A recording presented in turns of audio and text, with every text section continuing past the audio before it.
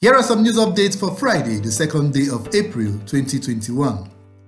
Some eminent Nigerians, including President Muhammadu Buhari and Senate President AHMAD Lawan, has felicitated with Christians on this year's Easter celebration by recalling how subdued the celebration was a year ago following restrictions due to the outbreak of COVID-19 pandemic.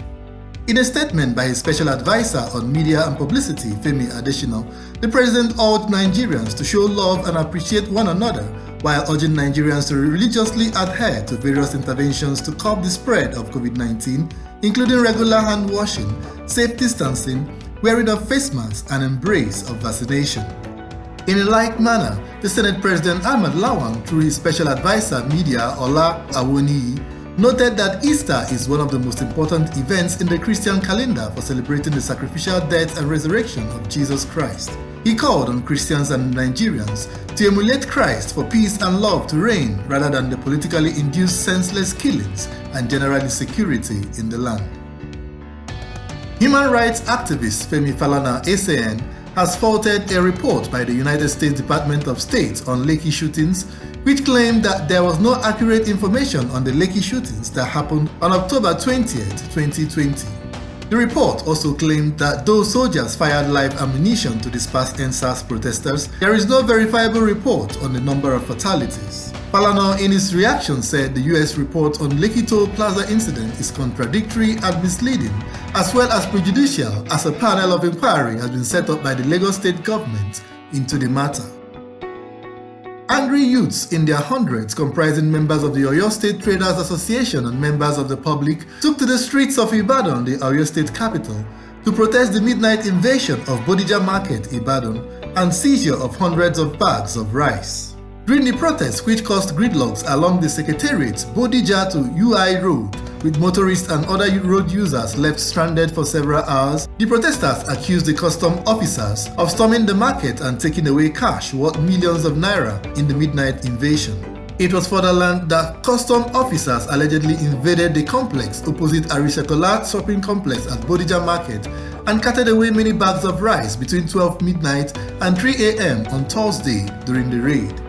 Meanwhile, the Public Relations Officer, FOU Zone A, Theophilus Duniya of the Nigerian Customs Services, in his reaction described the operation as a successful one, adding that the operation was carried out in order to reduce casualties during confrontations with smugglers, maintaining that the Nigerian Customs Service was empowered by law to seize or intercept smuggled items anywhere in the country, including in warehouses or stores.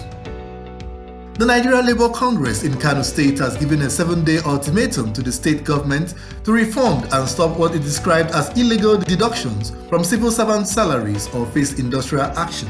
The union insisted that failure of the government to stop the deduction before the end of its ultimatum, which will end on Tuesday, April 6, 2021, workers will embark on 3-day warning strike from midnight of Wednesday, 7th of April.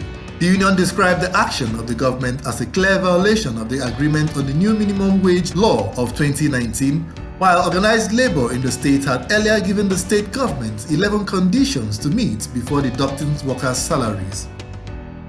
The federal government has blamed some governors for the high cost of data paid by Nigerians, accusing the state governors of inflating the charges that telecommunication firms pay for right-of-way in installing their cables. It further stated that some states charged as high as 60,000 naira per linear meter, whereas it should not ordinarily be more than 145 naira, as the ban on new subscriber identification module SIM remained in force till further notice. The Minister of Communication and Digital Economy, Dr. Issa Pantami, stated that of about 189 million SIMs registered in the country, 150 million are completed registrations, while the remaining 39 million have problems of improper registration.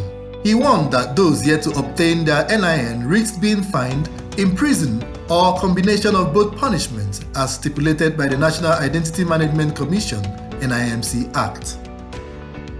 The federal government has directed operators of GoTV and StarTimes to switch their signals to the 2 approved free TV signal distributors in Nigeria, in line with the digital switch-over phase, according to Lai Mohammed, Minister of Information and Culture.